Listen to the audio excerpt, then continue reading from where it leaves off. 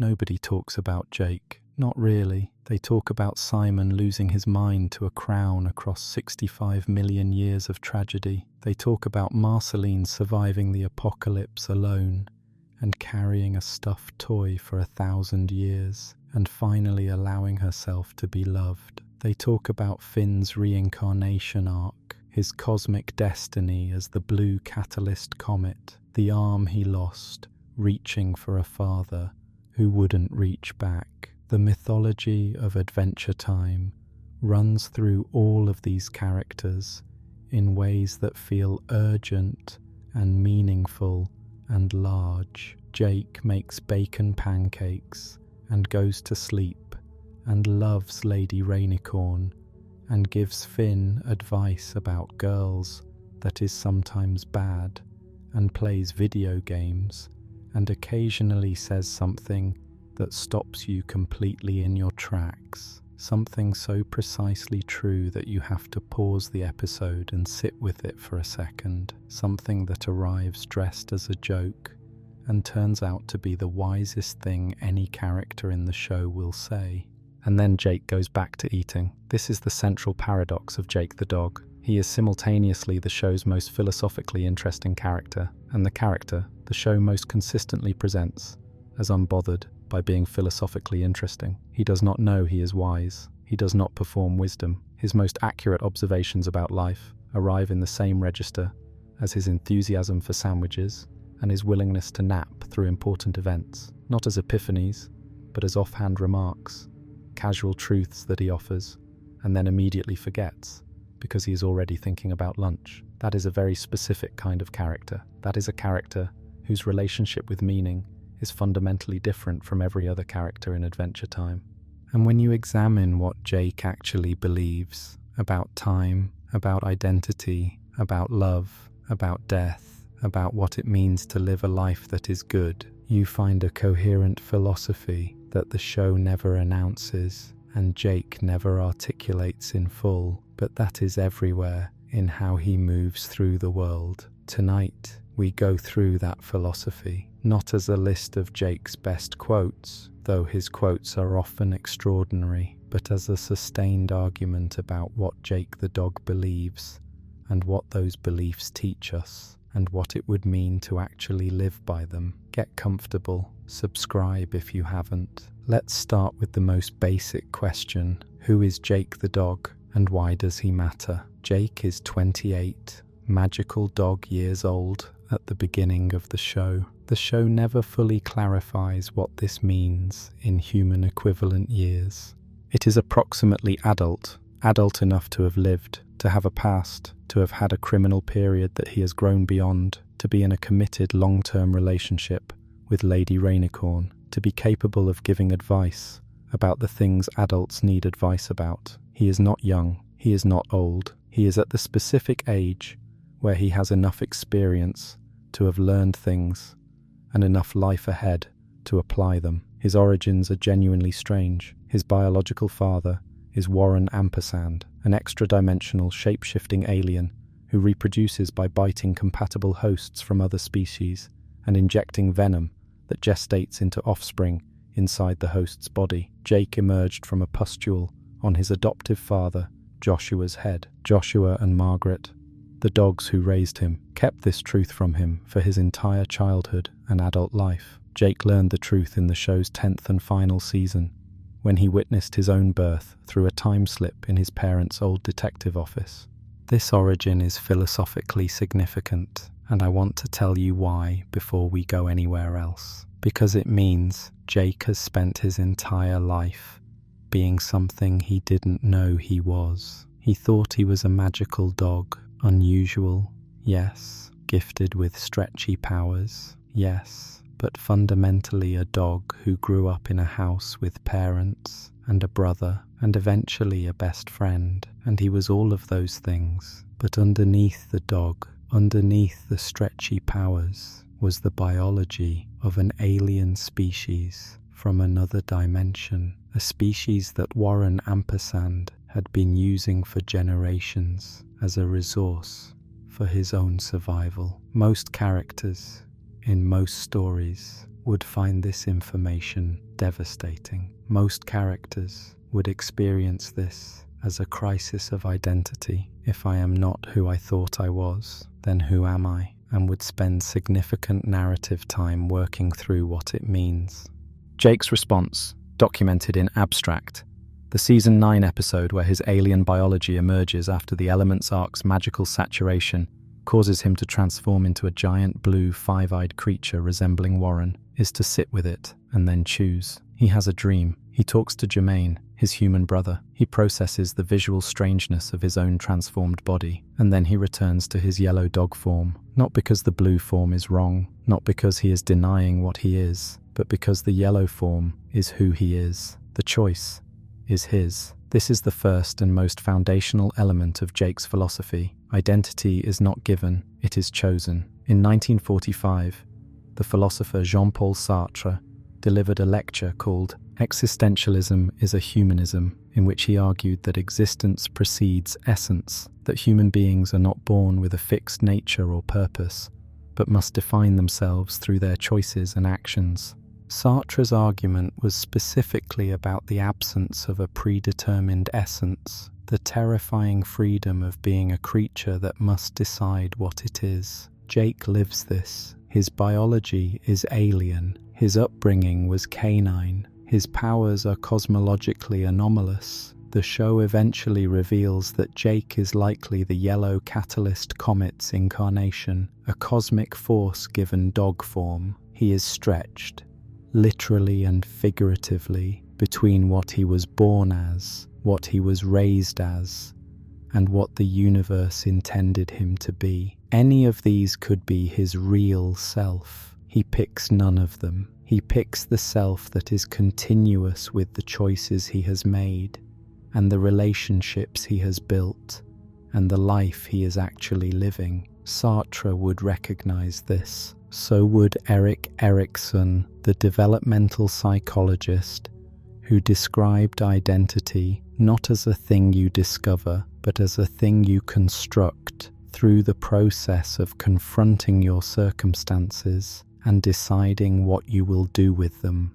Erikson argued that the central challenge of young adulthood, which is roughly where Jake lives at the show's beginning, is developing a stable sense of self while remaining open to new information about who you are. Jake encounters new information about who he is in the show's final season. He integrates it. He remains himself. This is harder than it sounds. This is actually very hard. The natural response to learning that your foundational understanding of yourself was based on incomplete information is disorientation, a feeling that the ground has shifted, that the self you built is now standing on nothing. Jake sits with the disorientation and then returns to yellow. He chooses continuity. He chooses the self that is made of his relationships and his values rather than his biology. Now, the second element of Jake's philosophy, his relationship to problems, friction, and the experience of difficulty.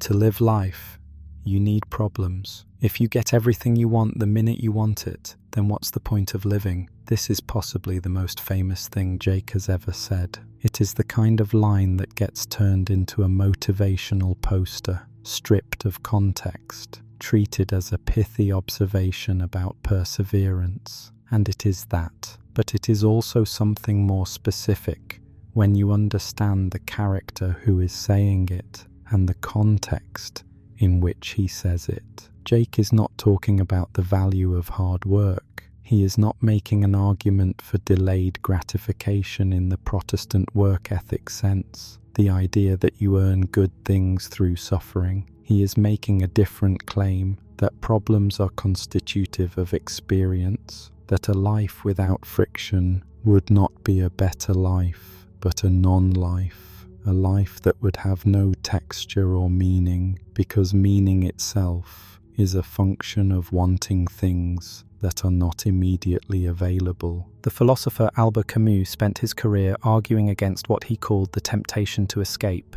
the human tendency to resolve the tension between what we want and what the world offers, through consoling fictions, through the pretense that the gap can be closed, that the world will eventually give us what we need. Camus thought this was dishonest. His alternative was to live in the gap, to acknowledge that the world is indifferent, and that human desire is therefore necessarily unsatisfied, and to find in that very gap the ground for a meaningful life. Jake arrives at something adjacent to this through a completely different path, where Camus is systematic and tragic, and deeply invested in the literary weight of his own ideas. Jake is eating a sandwich, but the underlying insight is the same. The wanting is the thing. The problems are not obstacles to living, they are living. They are what makes the state of being alive mean something, rather than being simply a duration of time.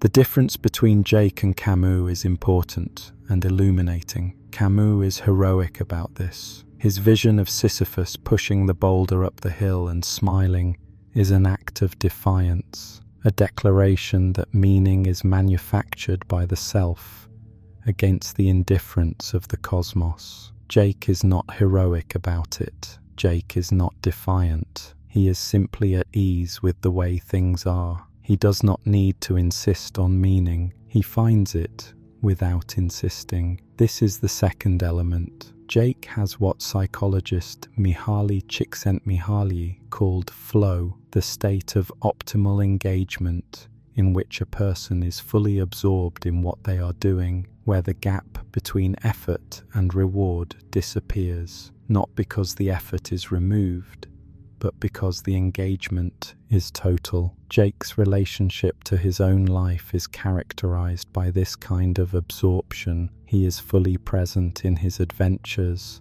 his relationships, his meals. He does not stand outside his experience and evaluate it. He is in it. Which connects to the third element, Jake's philosophy of attention. You're getting hung up on imaginary problems. You gotta focus on what's real. This line, addressed to Finn in multiple contexts across the show's run, is Jake's most consistent piece of advice. It sounds simple. It is not simple. It is the distillation of a specific epistemological position that the self creates suffering by attending to what is not present, to fears about the future, to grievances about the past, to hypothetical scenarios that have not happened and may never happen, at the expense of what is actually occurring in the moment. The Stoic philosopher Epictetus, writing in the 1st century AD in his Enchiridion, argued that the root of human suffering is the confusion between what is up to us and what is not up to us. Things that are up to us, our judgments, our responses, our choices. Things that are not up to us, other people's actions, external events, the future, the past. Suffering, in Epictetus's analysis, comes from treating things that are not up to us as if they were, from worrying about outcomes we cannot control, grieving over events we cannot change, fearing possibilities that have not materialized. The wiki for Jake's character documents a specific episode in which Jake enacts Epictetus directly. He has a favorite cup. He becomes worried about losing the cup. His solution is to throw the cup out the window, to make it not real to him, so he cannot suffer from losing it. This is the third aphorism of Epictetus's Enchiridion, applied literally. Don't become attached to what you cannot control, because the attachment is the source of your pain, not the loss itself. The wiki notes that later in the episode, Jake fishes the cup out of the window, which suggests that his commitment to Stoic detachment has limits. He is consistent in his inconsistency, but the instinct is there, and it is specifically Stoic. Jake's version of this philosophy is softer than Epictetus's. He is not asking for the elimination of attachment. He is asking for attention to be placed on what is real and present, rather than on what is constructed by anxiety. He is not a Stoic. He loves too readily, grieves too openly, has too much joy in things, but he operates from a Stoic starting point. Most of what distresses people is not actually happening to them. This lands differently when you watch Finn across the show's 10 seasons. Finn is constitutionally oriented toward imaginary problems. He worries about what heroism means. He worries about his identity. He worries about Flame Princess, about his father, about his arm, about his past lives. He is perpetually in conversation with the hypothetical, the interpretive, the might have been. And Jake is almost always there, not to dismiss these concerns as meaningless. They are not meaningless, but to redirect. What is real right now? What is actually in front of you? The advice is a philosophy of presence. It is not dismissiveness. Jake is aware that Finn's pain is real. He has seen Finn's pain. He has held Finn through it. But Jake understands something about the relationship between attention and suffering that Finn, for much of the show's run, does not. The stories we tell about our pain often amplify the pain beyond what the original experience warranted. The imaginary problem, the story built around the real problem, can be larger and more damaging than the problem itself. Subscribe. The philosophy of love is next, and it is the one that surprised me the most. Now the fourth element, Jake's understanding of love. Dude, I can't help it. I just love being in love. This is Jake at his most transparent, which is saying something, because Jake is almost always transparent. He loves Lady Rainicorn. He has loved her across the entire show's run.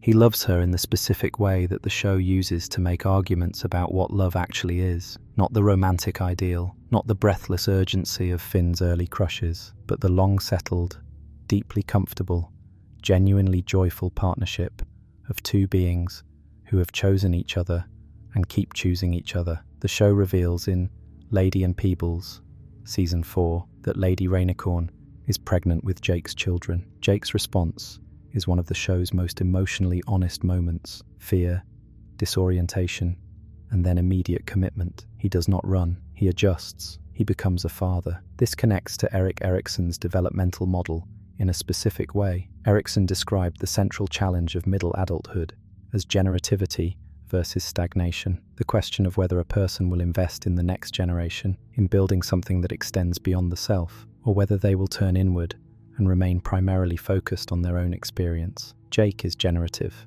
He has children. He has grandchildren. Bronwyn appears in the show's later seasons as Jake's granddaughter through his son Kim Kil-wan. He is embedded in a family structure that extends outward in time. What is philosophically interesting about Jake's approach to fatherhood is that it is radically non-anxious. He does not perform parenting. He does not try to manage his children into specific outcomes. When his children grow up and make choices he finds confusing, Kim Kil-wan's conservative pragmatism, Charlie's predilection for cloud reading, Jake observes these choices with curiosity rather than correction. He is interested in who his children are, rather than invested in who he needs them to become. This is a specific parenting philosophy, and it tracks to what developmental psychologist Diana Baumrind called authoritative parenting. Not authoritarian, not permissive, but a combination of warmth and responsiveness with appropriate structure. Jake is warm, Jake is responsive. Jake does not impose structure in any rigid sense because Jake himself is not rigid in any sense. His children turn out to be distinct individuals, each genuinely themselves, which is the outcome that good parenting makes more possible. But the more interesting element of Jake's philosophy of love is not paternal. It is his specific belief in the value of loving itself, independent of whether the love is reciprocated or successful or continuous. In Her Parents, Season 2, Jake and Lady Rainicorn interact with Lady's parents, who are prejudiced against humans and initially hostile to Finn, and by extension to Jake, for associating with a human. The episode explores the specific stress of introducing a partner to disapproving family and the ways that external disapproval can threaten an otherwise stable relationship. Jake navigates this not by suppressing the conflict, but by remaining genuine, by being recognizably himself in a context that is pressuring him to be otherwise. This is love as practice rather than love as feeling. The feeling is there, Jake loves Lady obviously and completely, but the practice is what sustains the relationship. The commitment to showing up as yourself, the willingness to deal with difficulty without abandoning the relationship, the understanding that love is not a state you arrive at, but a set of choices you make continuously. The philosopher Harry Frankfurt, in his essay On Caring, distinguished between love and caring on this basis. He argued that what we love is defined by what we care about, by what actually matters to us, in the sense that we feel its absence, that we orient our actions around it, that we would be diminished without it. Jake cares about Lady Rainicorn in this deep sense. He cares about Finn in this sense. He cares about sandwiches in this sense, which is funny, but also philosophically continuous. Caring is caring, regardless of the object, and Jake's capacity for caring is unusually developed. He is a being who can hold many things as mattering, genuinely, simultaneously. Now the fifth element, Jake's philosophy of identity across time, which is the one that connects most directly to the show's deeper mythology. Jake does not experience himself as a unified, continuous thing moving through time. He experiences himself as a series of present moments, each complete in itself, loosely connected to the others through memory and relationship, but not through an anxious insistence on continuity. This is not something he says explicitly, it is how he moves. In Jake the Dog, the Season 5 premiere, Jake is in Prismo's time room. The Lich has just made his wish for the extinction of all life. The world as Finn knows it is ending. Finn is in Farm World, lost in a timeline that should not exist, and Jake hangs out with Prismo. He plays around with his one wish. He makes his wish for a sandwich.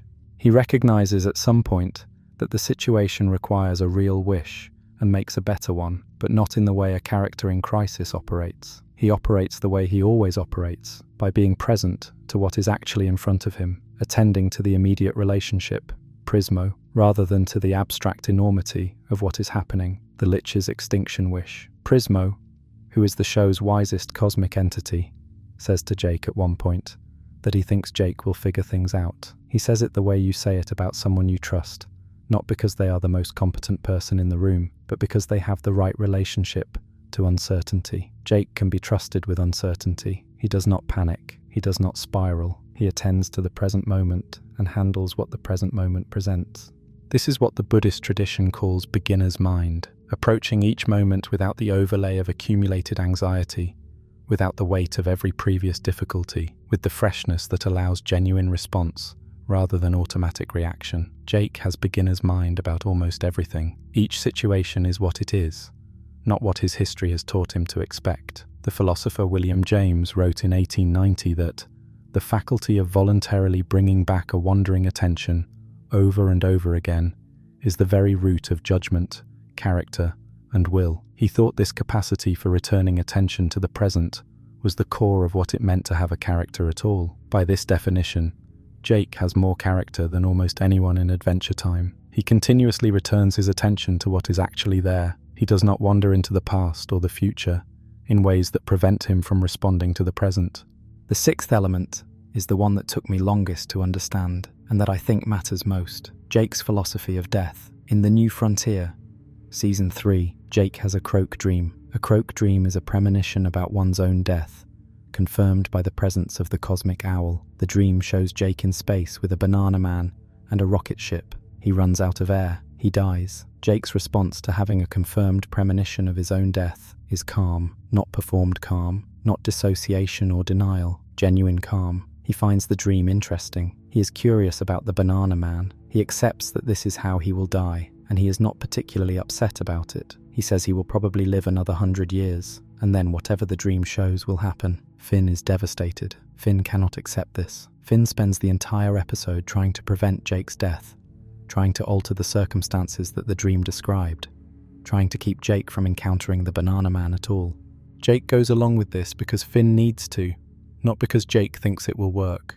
At the end of the episode, when the dream sequence has been replicated and then escaped through Finn's presence, Jake tells Finn that the dream will come true eventually when Finn is not around, and he is not afraid of this. This is a specific philosophical position on mortality. The Stoics called it memento mori, remember that you will die, not as a source of dread, but as a clarifying lens. When you know you will die, The present moment takes on a different quality. What matters comes into focus. What does not matter drops away. The Stoics practiced this deliberately, bringing themselves back to the fact of their own mortality, as a way of clearing the noise of petty concerns and returning to what was actually important. Jake does not practice memento mori as a discipline. He does not need to practice it, because he already lives in the state that the discipline is supposed to produce.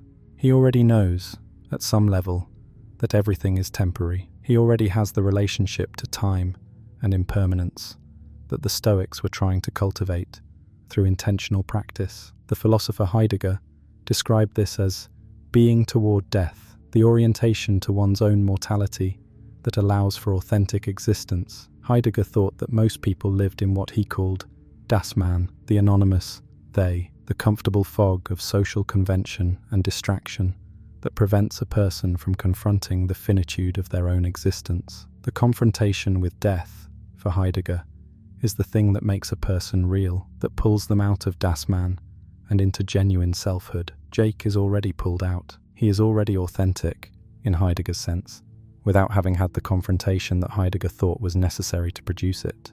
He is already living as though he knows this will end, which means he is fully present in a way that characters who are avoiding the fact of their mortality are not. This also explains why Jake's detachment from material things is not emptiness. It is not that he doesn't care about things. He cares enormously about Finn, about Lady, about his children, about sandwiches, about a good nap, but he holds these things without the desperate grip that comes from knowing they will be lost and refusing to accept it. He holds them loosely. He loves them fully. These are not contradictions. The Tibetan Buddhist teacher, Pema Chodron, writes about what she calls the wisdom of insecurity, the understanding that the attempt to hold things permanently is what produces suffering, and that the willingness to hold them lightly is what allows you to actually experience them. Jake holds things lightly. This is why his experiences seem to land fully. The sandwiches taste amazing. The naps are restorative. The love is real, rather than being dulled by the anxious curation that characterizes people who are trying to protect their experiences from loss. The Croak dream fulfills, eventually, in The Comet, the season 6 finale, when Jake is in space with the Banana Man. The dream came true, in a form that did not kill him, or perhaps it was postponed. The show leaves this ambiguous, consistent with its treatment of fate as something that shapes rather than determines. Jake remained curious about it. He remained himself. Subscribe. The death thread goes deeper than you might expect. The 7th element, Jake's relationship to expertise, creativity, and the specific wisdom of sucking at things.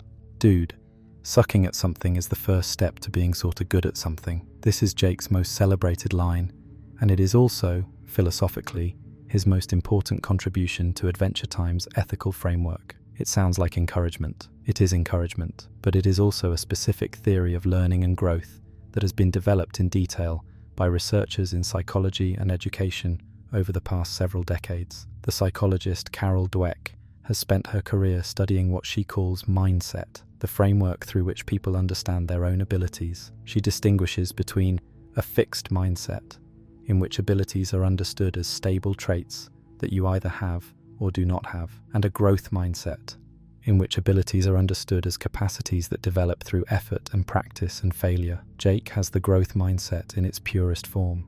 His observation that sucking at something is the first step to being sorta good at it is not a motivational slogan. It is an accurate description of how skill acquisition works. Incompetence is the entry point, not a disqualifying failure. Every person who is good at something was once bad at it. Every expert was once a beginner. The people who stopped at the sucking stage stopped because they experienced the gap between where they were and where they wanted to be as evidence that they could not get there. Jake is saying, that's not evidence, that's just where you start. The philosopher John Dewey argued that experience is only educative when it produces reflection, when what happens to you is processed through attention and thought in ways that generate genuine learning rather than simple reinforcement of existing patterns. Jake's approach to experience is inherently reflective in this sense. He notices things, he considers them, he adjusts.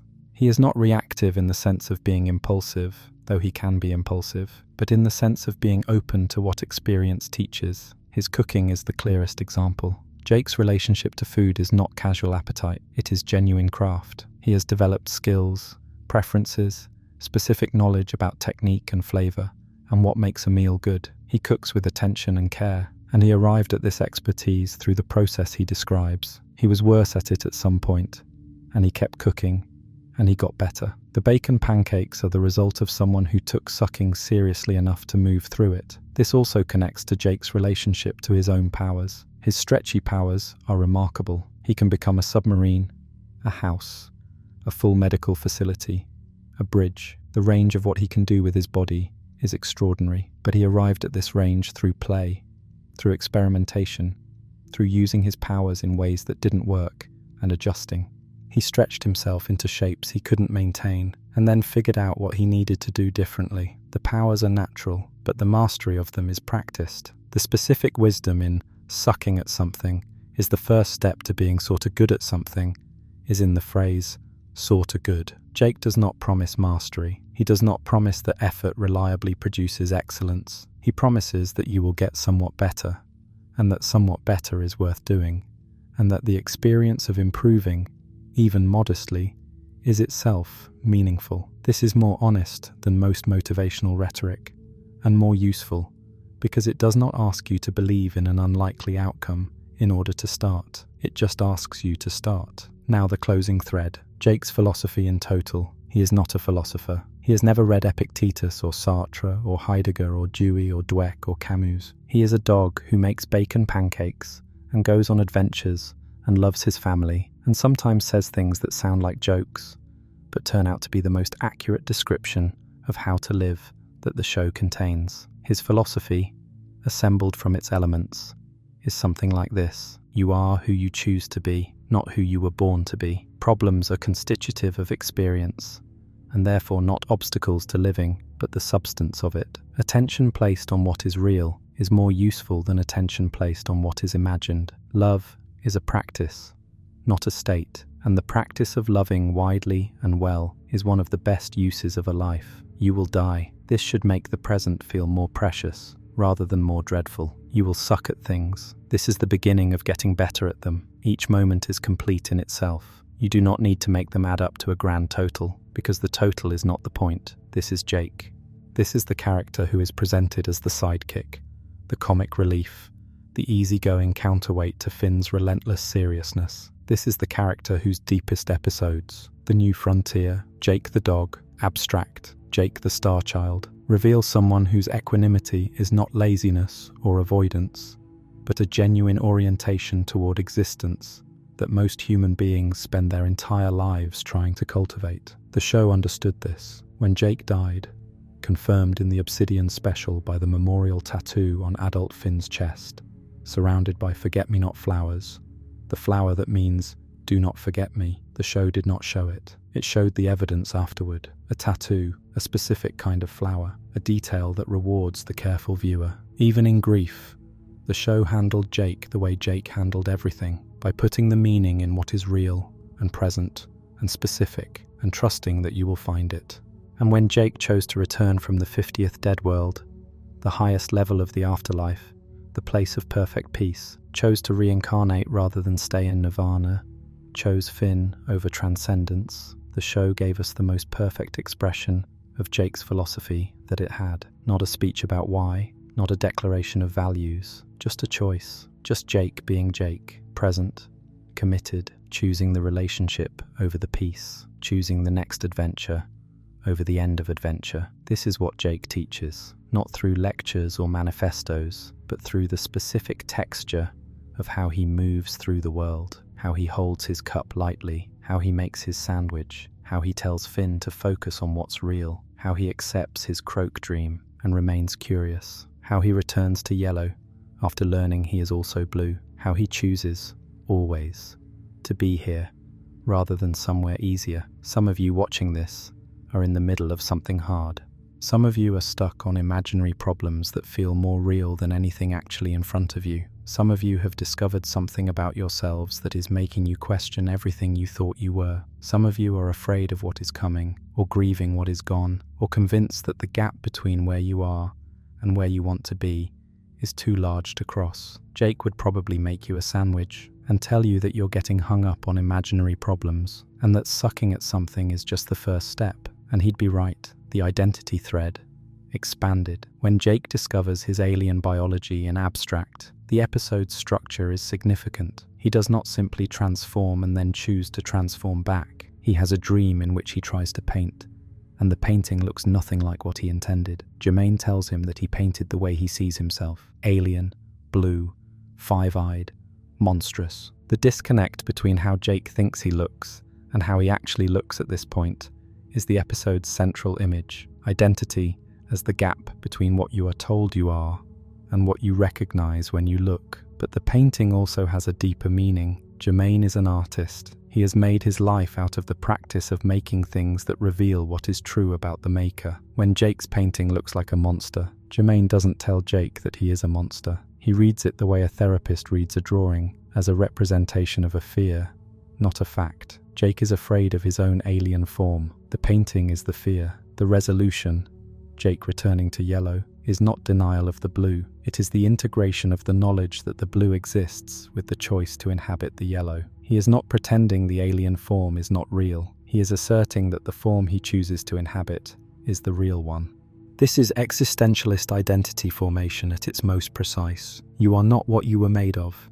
You are what you make of what you were made of. This is also what Sartre meant by bad faith, the refusal to acknowledge one's freedom to choose, the pretense that one's situation, or biology, or history determines who one must be. Jake is the opposite of bad faith. He sees his biology clearly, and then chooses anyway. He is in full good faith, aware of his situation, honest about his options, and choosing deliberately. The philosopher Charles Taylor, in his work, Sources of the Self, argued that identity is always constructed against a moral framework, that to have an identity is to be oriented towards some conception of what is good. Jake's moral framework is legible in everything he does. He values friendship. He values the present moment. He values love and food and rest and adventure, roughly in that order, but with a flexibility that suggests the ordering is itself not rigid.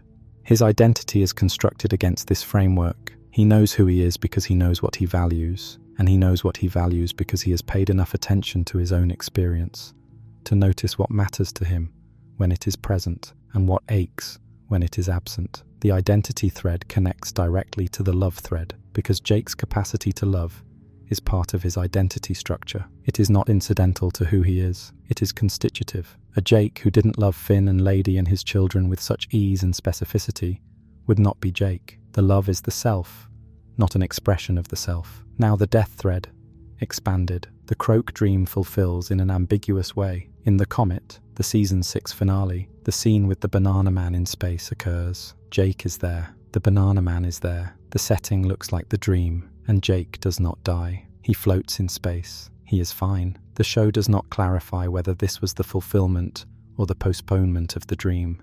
This ambiguity is philosophically important. It suggests that fate, in Adventure Time's cosmology, is not deterministic in the simple sense. It is not a script that will play out exactly as shown. It is a direction, a tendency, a shape that events are moving toward. The Croak dream showed Jake one possible form of his death. The cosmos has a death for Jake. What form it takes and when it happens is not specified. Jake's response to this ambiguity is consistent with his broader relationship to uncertainty, interest, not anxiety. He finds it curious. He notes that Finn being present changed the outcome. He infers that when Finn is not present, the dream may fulfill more completely. He does not try to keep Finn with him forever. Because of this, he does not become dependent on Finn as a talisman against his own mortality. The Stoic philosopher Marcus Aurelius, in his Meditations, wrote repeatedly about death, not as a tragedy, but as a natural event, as continuous with the rest of existence, as something that should be approached with the same equanimity that one approaches any other experience. He wrote, "Think of yourself as dead. You have lived your life. Now take what's left and live it properly." Jake has already done this. He has already processed the reality of his own death through the Croak dream, and what he took from that processing was not a decision to live differently, but a confirmation that he was already living as he should. The dream did not reveal that he was wasting his life. It revealed that the life he was living was the life he would die having lived, and he was fine with that. This is the specific achievement of Jake's character that the show rarely names directly. He has made peace with his own impermanence in a way that makes him more alive rather than less.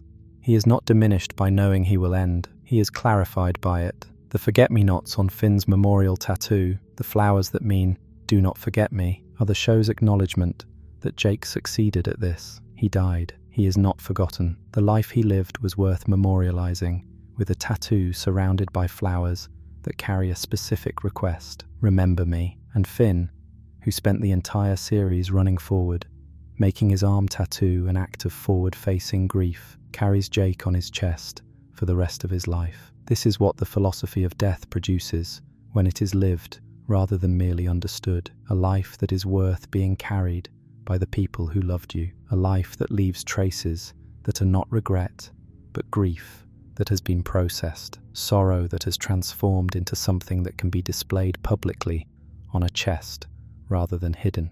Jake and Lady Rainicorn's relationship is the show's longest-running portrait of what it looks like to be in a good partnership, and it is almost never discussed in these terms. It is discussed as a background detail, the established girlfriend, the Korean-speaking Rainicorn, who appears in specific episodes, rather than as a philosophical argument about love. The argument, assembled, Jake and Lady have a relationship of genuine equals. Lady is not presented as Jake's subordinate or his complement in a way that diminishes either of them. She is Korean-speaking, Jake is English-speaking. They communicate anyway, across the linguistic gap, with the ease of two people who have learned each other's rhythms well enough that the specific words matter less than the quality of attention. They share the experience of parenthood. They share a home. They share a life. The specific episode, Lady and Peebles, Season 4, is the most revealing of their relationship structure. Lady and Princess Bubblegum go on a rescue mission for Finn and Jake. They are alone together, two women in a dangerous environment. The episode shows Lady as capable, fierce, and genuinely powerful. She defeats the episode's villain, Ricardio, through her own strength, rather than through the assistance of the show's nominal protagonists. This is the show confirming that Lady Rainicorn is not defined by her relationship to Jake. She has her own capabilities, her own strength, her own story. Jake chose someone with a full self of her own, not someone who exists to support his self. At the end of the episode, Lady reveals she is pregnant. She has been worrying about telling Jake. The worry was unfounded. Jake is scared, then immediately committed. The scene is quiet and real. It is not a dramatic announcement. It is two people who love each other dealing together with something large and new.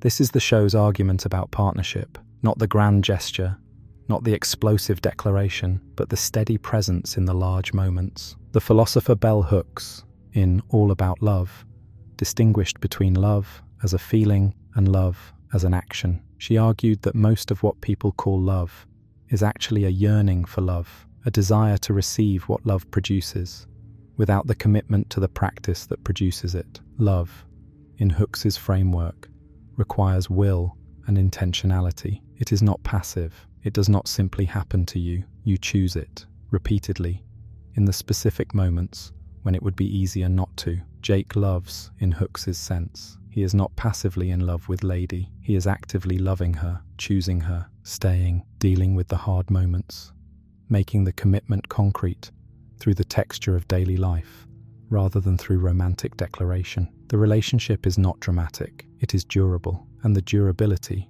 is the point. Now, the full development of the sucking at things philosophy in its connection to Jake's relationship with mastery. Jake's stretchy powers are extraordinary. He can become a submarine, a house, a full surgical theatre. He has saved Finn's life dozens of times through the creative application of his ability to reshape himself. But the powers themselves are not the point of this thread. The point is how Jake relates to the powers, with play, with experimentation, with a willingness to try things that might not work. In multiple episodes, Jake attempts transformations that fail or that have unintended consequences. He stretches too far. He becomes something that doesn't do what he intended. He adjusts. This process is visible in the background of his heroism. He is not always immediately capable. He is often improvising. The improvisation is grounded in a long practice of trying things, which means that when the improvisation is needed, he has a wide repertoire to draw from. The psychologist Seymour Papert, one of the pioneers of constructivist learning theory, argued that learning is most effective when it is embedded in the process of making something, when the learner has a concrete goal and is discovering principles through the attempt to achieve it. He called this learning by doing. Jake is a natural constructivist. He learns by doing. He discovers what his powers can do by doing things with them. He discovers what sandwiches can be by making them. He discovers what love looks like by loving. The opposite of this is what we might call learning by watching, the acquisition of information about how things work without the embedded practice of actually trying. Most people who know that sucking at something is the first step to being sort of good at something still find it very hard to remain in the sucking stage long enough to actually improve, because the sucking stage is uncomfortable, it is embarrassing. It requires you to be visibly incompetent in front of yourself, and sometimes in front of others. Jake is not embarrassed by incompetence. This is the deeper thing the line reveals. He has not removed the stage of sucking from the sequence. He has removed the shame from it. The sucking is just where you start. It is not a verdict on who you are. It is a description of where you currently are in a process that will take you somewhere further if you stay in it. This is connected to his overall relationship to failure. Jake fails at things across the show's run. His advice to Finn about romance is sometimes bad. His understanding of specific situations is sometimes wrong. He is not infallible, but he does not treat his failures as evidence of permanent limitation. He treats them the way he treats his croak dream, as information, as something that happened and can be learned from and integrated. Now the final expansion, Jake as an argument against the idea that wisdom requires suffering. Most of the characters in Adventure Time who are wise acquired their wisdom through enormous suffering.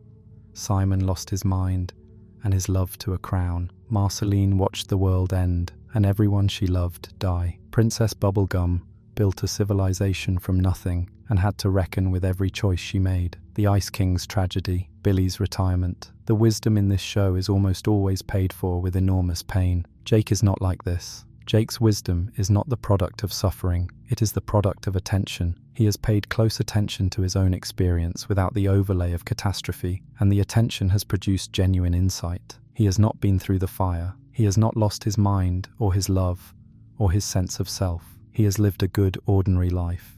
Adventurous, yes, but not traumatic in the way that the show's otherwise characters are traumatic, and the attention he has brought to that life has produced a philosophy.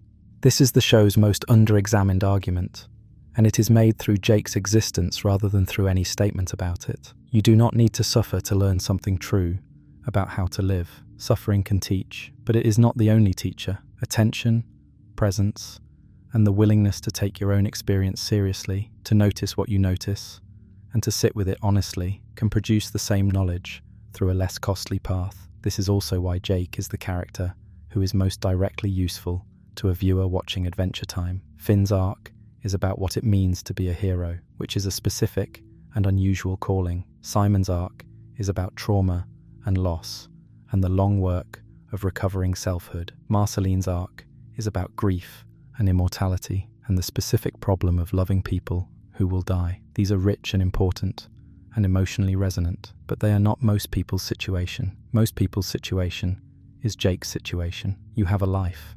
You have people you love. You have things you are good at and things you are bad at, and you are working on both. You will die, eventually. You sometimes get hung up on imaginary problems. You occasionally discover something about yourself that doesn't fit the story you had been telling. You are trying to figure out how to be present in your own life, rather than somewhere else in your head. Jake has been through that. Jake is still in that. And his answer, quiet, specific, often delivered while eating something, is the answer that is most available to the people watching. Focus on what's real. You're gonna be okay. Sucking at something is the first step to being sorta good at something. The specific thread of Jake as Prismo's dreamer, the cosmological role he holds without knowing he holds it, and what this reveals about how the show values ordinary goodness. In Is That You? Season 6, the Lich kills Prismo's host body, and Prismo ceases to exist. This is a genuine loss. Prismo is the show's most cosmically significant entity, the Wishmaster who sustains the Time Room.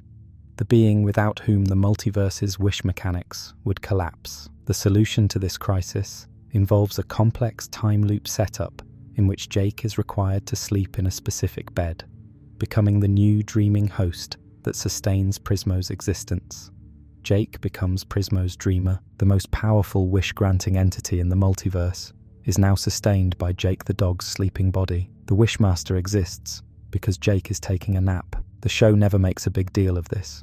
It establishes it and moves on. Jake knows about it. He knows that his sleep sustains Prismo, and he treats this knowledge the way he treats most large cosmological facts about himself, with equanimity. This is what he does. He sleeps. The fact that his sleeping has cosmic consequences does not change his relationship to the nap. The nap is the nap.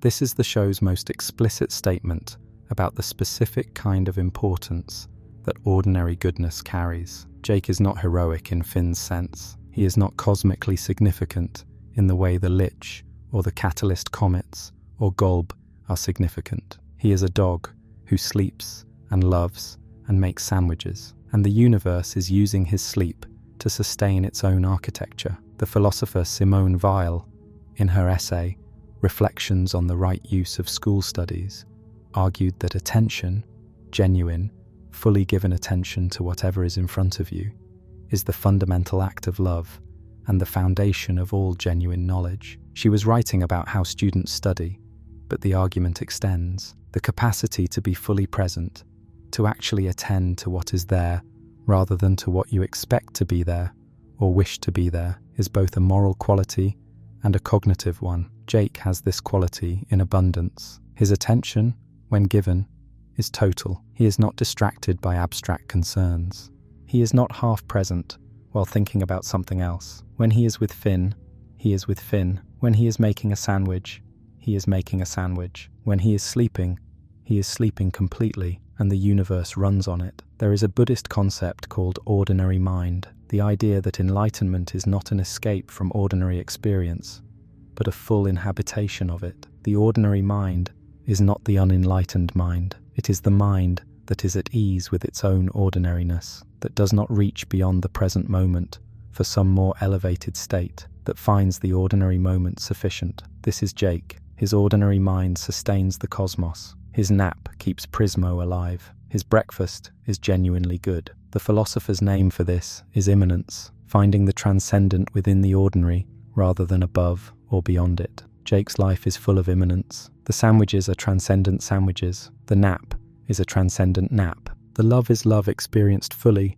and without the diminishment that comes from treating it as ordinary in the pejorative sense, as merely routine, as insufficient, as something to be endured rather than inhabited. Now the thread about Jake and generativity, the specific way he becomes a father, and what this reveals. Erikson's framework for adult development describes generativity as the investment in establishing and guiding the next generation. It is not only about having children, it is about the broader orientation toward the future, creating things, teaching things, building things that will outlast the self. People who fail at generativity, in Erikson's analysis, fall into stagnation, a narrowing of concern to the self alone, a failure to extend care outward. Jake is generative in Erikson's fullest sense. He has biological children, 5, with Lady, and he loves each of them with the specific attention their individuality requires. Kim Kil-wan, who becomes a pragmatic businessman, a choice that baffles Jake, but that Jake respects. Charlie, who discovers cloud reading as a vocation. Viola, who goes her own way. TV, who watches television. Jake Jr., who most resembles Warren Ampersand in her face. Each of these children is genuinely themselves, not a version of Jake projected forward, not a wish for continuity. Jake's children are his generativity expressed as respect for difference. He is also generative in his relationship to Finn. Jake did not produce Finn biologically, but he has been Finn's guide through every stage of Finn's development, through the early crush on bubblegum, through the complicated romance with Flame Princess, through the arm loss and the father wound, and the realization that the world contains things that heroism cannot fix. Jake has been the stable presence that Finn has grown up alongside, and Finn's growth is partly Jake's achievement. The philosopher Nell Noddings, in her work on care ethics, argued that caring relationships are not simply emotional bonds, but moral commitments. That to care genuinely is to take on an obligation to respond to the specific needs of the person cared for, not abstractly, but concretely and specifically. Jake cares for Finn in this sense. He responds to what Finn specifically needs, which changes across 10 seasons. Finn needs someone to wrestle with, and then someone to tell him his crush is unrequited, and then someone to mourn with, and then someone to celebrate with. Jake meets Finn where Finn is. This is not passivity, it is the most demanding form of attentiveness. Generativity in Jake's case extends to Beth, the descendant who appears at the end of Together Again, who inherits something of Jake's spirit across the interval of time that separates them. Beth's relationship to Jake is not direct. She is centuries removed, a cat creature in a different world. But she finds the Finn sword and takes up an adventure, and the soul that chose her was shaped by the choices Jake made when he chose to reincarnate rather than stay in the 50th dead world. Jake's generativity extends forward through the genealogical and the cosmological simultaneously. His children's children's children's children climb a tree. The cycle continues. Now the thread about Jake and the specific quality that the show calls coolness, which turns out to be something more interesting than it appears. Jake describes himself in multiple episodes as cool. He is confident about this. He dresses cool. The boots are a consistent detail, a character choice that the wiki documents as specifically important to Jake. He likes boots. He puts on boots when he's going somewhere. The boots are a form of self-presentation. He has a sense of himself as a person who knows how to move through the world with ease. This confidence is not arrogance. It is not performed.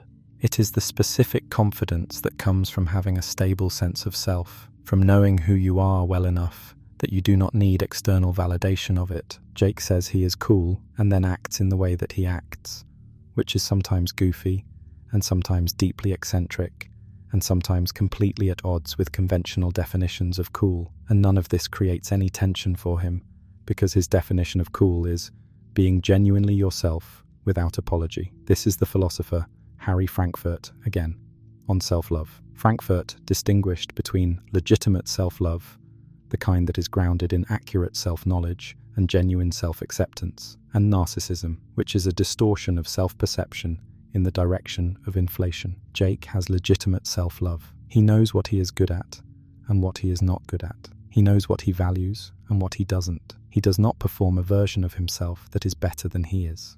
He is simply, continuously, and with evident ease, Jake. I don't need to feel like I'm waiting to be noticed. I know who I am, and I'll know what I want, if and when it ever comes along. This line is the most philosophically precise statement Jake makes about his own identity structure. He does not need recognition. He is not waiting for someone to confirm who he is. He has already done the work of knowing himself, the work that most people spend their entire lives either doing incompletely or avoiding entirely, and the result is that he can move through the world without the hunger for external validation that drives most human behavior. The psychologist Abraham Maslow described this as self-actualization, the state at the top of his hierarchy of needs, in which a person has met their basic needs, and their social needs, and their esteem needs, and has arrived at the experience of fully realizing their own potential. Maslow was explicit that self-actualization is rare.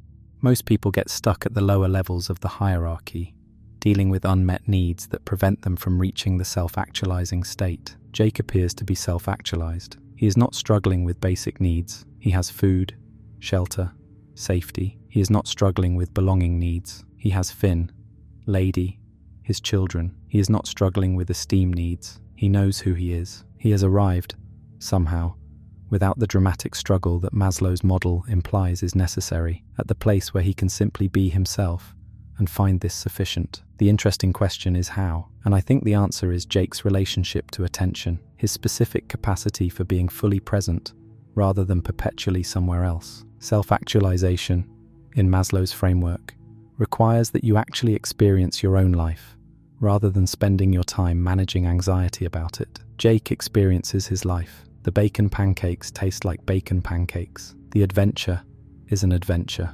The love is love. He does not spend his experience in anticipation of or reaction to it. He is in it. Now the thread about Jake's specific relationship to music and creativity, which is underdeveloped in most analyses of his character. Jake plays the viola. This is not incidental. The viola is a specific instrument. It is not the showiest instrument in the string family. The violin is higher, brighter, more typically the lead. The cello is deeper, richer, more emotionally overwhelming. The viola is the middle voice, the harmonic support, the instrument that makes the chord complete without being the center of attention. Jake plays the instrument that makes everything around it better without being the thing you notice when you notice the music. This is Jake's role in Adventure Time at the character level, not the protagonist, not the tragic figure, not the one whose story the show is primarily about, the harmonic support, the middle voice.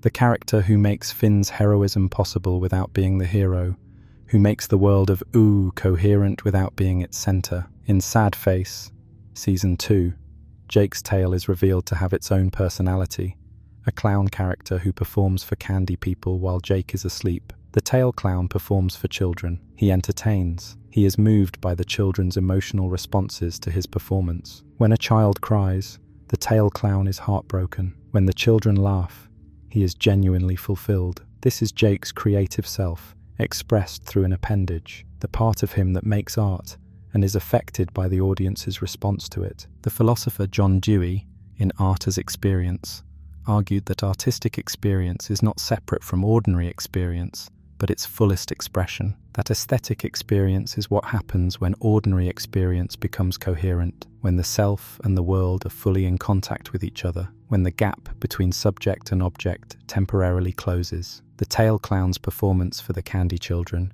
is Dewey's aesthetic experience, a moment of genuine connection between the performer and the audience, mediated by art, in which both are more fully present than they are in their ordinary transactions. Jake, at the level of his sleeping tail, is an artist. He makes things for people. He is moved by their being moved. This is not incidental to who he is.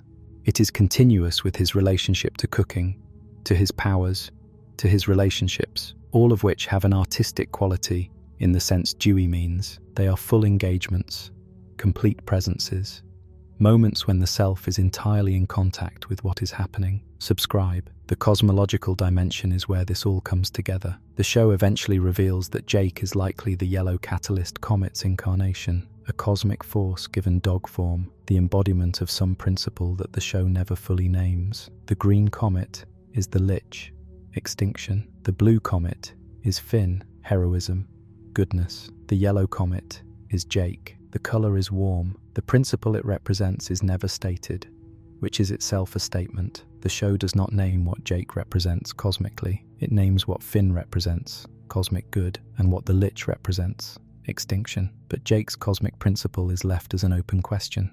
And when you look at what Jake actually embodies across the show's 10 seasons, presence, love, equanimity, generativity, the specific wisdom of ordinary attention, the unnamed principle starts to look like something like what it means to simply be alive and to be glad of it. Not heroism, not extinction, not tragedy or myth or cosmic significance, just the warmth of being here, the goodness of ordinary experience fully inhabited, the yellow of a dog lying in a patch of sunlight, content. If this is what the yellow comet represents, then Adventure Time's cosmology is making a specific argument, that the force of ordinary goodness, the living of a life with attention and love and ease and the occasional nap, is as cosmically significant as the heroism that fights evil or the extinction principle that opposes life. The universe has a comet for this. The universe has a Jake. This is why Jake matters at the level of mythology as well as the level of character. His existence in the show is not incidental. It is the show's proof of concept for its own philosophy, the demonstration that an ordinary good life,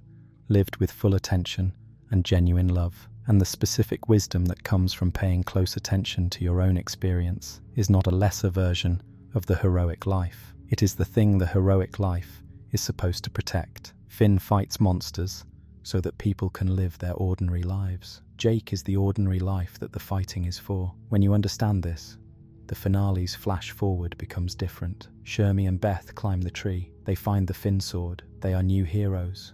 A new Finn and Jake, beginning again. But in the world, they are beginning in the world of the Pup Kingdom, the world that rose from Jake's descendants, the world where ordinary life continued and grew and became civilization. They are surrounded by what Jake was always building, not by monuments or victories, by a world where beings can have families and make food and love each other and get hung up on imaginary problems and be told to focus on what's real. That's the world. That's what it was for. That's what Jake built by being exactly who he was, without announcement, without declaration, just by being present in his own life and letting the love accumulate the way it does when you stop running towards something better and stay with what's actually here. The specific thread about Jake's relationship to time, which is the philosophical dimension most directly connected to his equanimity about death and his capacity for full presence. Jake does not experience time the way Finn does. Finn is oriented toward the future, toward the next adventure, the next achievement, the resolution of the current problem, the arrival of the thing that will make the current uncomfortable situation bearable. This is characteristic of adolescence,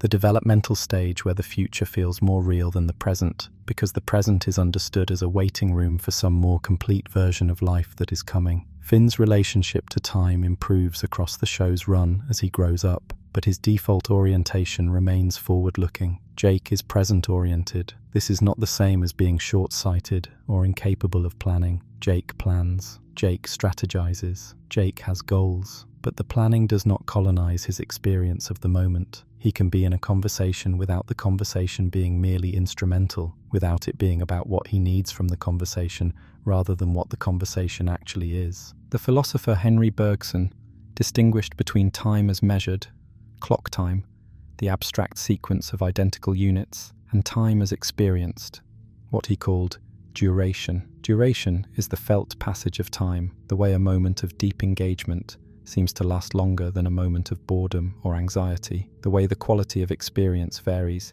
even when the measured quantity is the same. Jake lives in duration. He is not counting time, he is in it. This connects to what Csikszentmihalyi meant by flow, the state of optimal engagement that produces the subjective experience of time passing differently, of being so fully absorbed in an activity that the distinction between self and activity temporarily dissolves. Jake enters flow states regularly, while cooking, while adventuring, while spending time with the people he loves. The flow is not incidental to his character, it is how he inhabits his life. The writer David Foster Wallace gave a commencement speech in 2005, later published as This Is Water, in which he argued that the most important kind of freedom is the ability to choose what you pay attention to and how, that the default human experience is self-centeredness, not because people are bad, but because it is the default mode of consciousness, the setting that everything runs on unless you deliberately adjust it. The work of genuine attention, the kind that notices other people's experiences as real rather than as background to your own, is daily and requires effort and is always a choice. Jake makes this choice naturally. He has somehow, through what combination of character and circumstance and biology, the show never fully explains,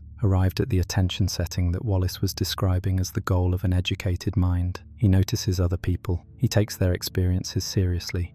He adjusts his response to what is actually in front of him, rather than to the internal narrative he is carrying about what should be in front of him. This is why his advice works, when it works. When he tells Finn to focus on what's real, he is not dismissing Finn's pain or minimizing the difficulty of Finn's situation. He is offering to help Finn return to the kind of attention that might actually help, attention to what is actually present, rather than to the story about what is present. The story is often larger and more painful than the actual situation it is built around. Now, the thread about Jake's specific quality of humor, because his humor is not separable from his philosophy, it is an expression of it. Jake is funny. He is funny in a way that is hard to categorize because it operates at several levels simultaneously. There is the surface humor, the physical gags, the food obsessions, the screaming at inconvenient moments, the bad advice delivered with complete confidence.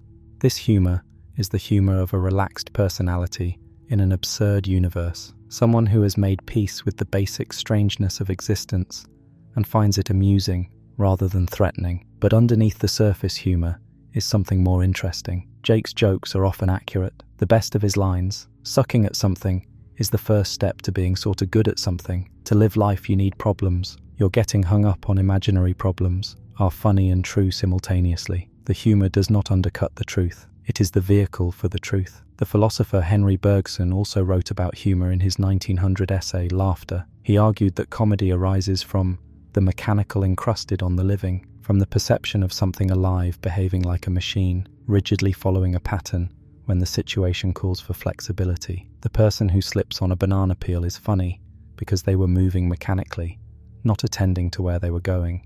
The pompous official who is punctured is funny because their formality is a kind of rigidity that life keeps violating. Jake is the opposite of this. He is maximally non-mechanical, maximally responsive to what is actually happening, rather than to a prescribed pattern. He is funny, partly because his flexibility is so complete that it creates its own kind of absurdity. A being who has no rigidity left is also a being who has no predictability left.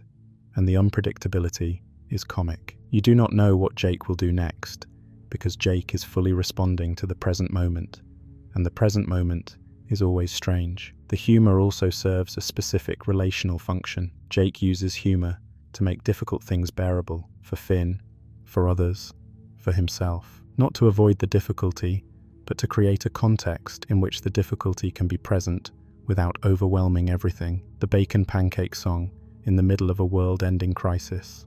The casual sandwich wish in the time room, while the lich's extinction wish is playing out. The humor does not diminish the stakes. It makes the stakes survivable by demonstrating that life is still worth inhabiting, even when the stakes are at their highest. This is the specific function of humor in Jake's philosophy. It is not escapism. It is presence made sustainable. It is the quality that keeps you in the room with the hard thing, rather than running from it. Now, the thread about Jake and the question of memory, because Jake is notably bad at remembering things, and this turns out to be philosophically interesting, rather than merely a character flaw. The wiki documents Jake's poor memory explicitly. He forgets things. He has difficulty retaining information that he does not find immediately relevant. He is not a character built for retrospective analysis. He does not spend time reviewing past events, cataloguing what went wrong, building a detailed mental archive of his history.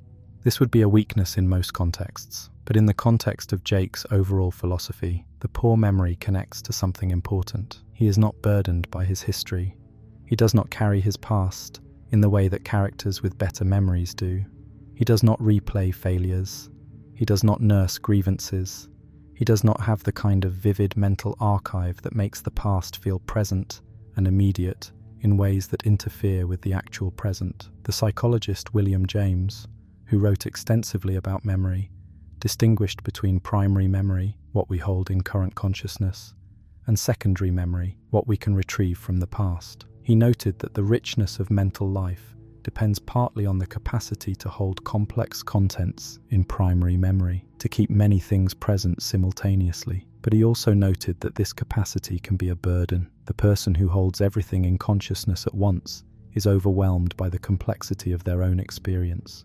Jake does not hold everything in consciousness at once. He holds what is relevant now. The forgetting is not only a limitation, it is also a kind of clearing, a way of keeping the present moment from being cluttered with the past's demands. Jake is not haunted. This is not because his life has been free of things that could haunt him. It is because he does not maintain the architecture of haunting, the repeated return to painful memories, the ruminative processing of old wounds. There is something in this that connects to what the Zen tradition calls non-attachment to outcomes, the practice of doing what needs doing and then releasing the result, rather than holding it in consciousness indefinitely. Jake does what he does and does not obsess over whether it was right or sufficient. He moves on. This is sometimes read as indifference. It is not indifference. It is a specific relationship to time in which the past is allowed to be past rather than perpetually present. The cost of this approach is the things Jake forgets that turn out to matter. He gives Finn advice that does not work because he has forgotten the specific context that made his advice problematic. He misses connections that a person with better memory would have made. But the benefit is a present that is genuinely clear, not cleaned up, not revised, not managed, but actually present to what is here rather than to what was. This connects finally to the specific philosophical argument that runs through everything Jake is, that ordinary attention, present and full, and genuinely directed at what is actually here rather than at what should be here, or what was here, or what might be here, is the thing, not wisdom, not heroism, not cosmic destiny, not the resolution of all suffering, just attention, full, warm, interested attention, to whatever is in front of you. Jake has it. He has had it from the beginning. He does not know it is unusual. He does not know that most people spend their entire lives trying to achieve what he already has, through meditation and therapy and philosophy and religion and the accumulated wisdom of thousands of years of human thought about how to live. He just makes bacon pancakes and pays attention and loves his family and occasionally says something that stops you completely. That's enough. That's more than enough. That might be everything. Jake's philosophy is not invulnerable to failure. The episodes where it fails him are the most revealing ones. One Last Job, Season 5, shows Jake's criminal past. Before the show's main events, Jake was a thief. He had a crew. He did jobs. He has left that behind, but not entirely. The episode calls him back in, requires him to use the skills he developed in his old life for what he believes to be a legitimate purpose, and reveals that the old life has consequences that have not been fully resolved. The episode is the show's acknowledgement that Jake's equanimity has a shadow. He is not above his history. He cannot pretend that who he was before the show's main events doesn't exist. The criminal Jake is still accessible, the skills are still there, the crew is still there, and the equanimity that characterizes his present self is partly the equanimity of someone who has made peace with his past, rather than someone who never had anything to make peace with. This is philosophically important because it means Jake's philosophy is not naivety. He is not at ease because he has never been tested. He has been through things. He made choices he has since moved beyond. His present wisdom is downstream of a past that was not always wise. This makes his current state of being more credible, not less. It is the equanimity of someone who has lived, rather than the untested ease of someone who has been sheltered. The philosopher Aristotle distinguished between theoretical wisdom, Sophia, knowledge of what is true, and practical wisdom, phronesis, knowledge of what to do. Practical wisdom, in Aristotle's framework, cannot be acquired through reading or thinking alone. It requires experience, the specific kind of experience that comes from having navigated difficult situations and having learned from the navigation. Jake has practical wisdom in Aristotle's sense. His philosophy is not theoretical. He could not write it down. He lives it, and the living is the result of having done things, including things he would not do again. The episode Jake vs. Mimo, Season 3, reveals another dimension of Jake's vulnerability. A tiny assassin poisons him. His response is to stretch his liver to 51 times the size of a liver in a dog his size, diluting the poison enough to remain functional. He does this while also containing Mimo inside his body and negotiating with her.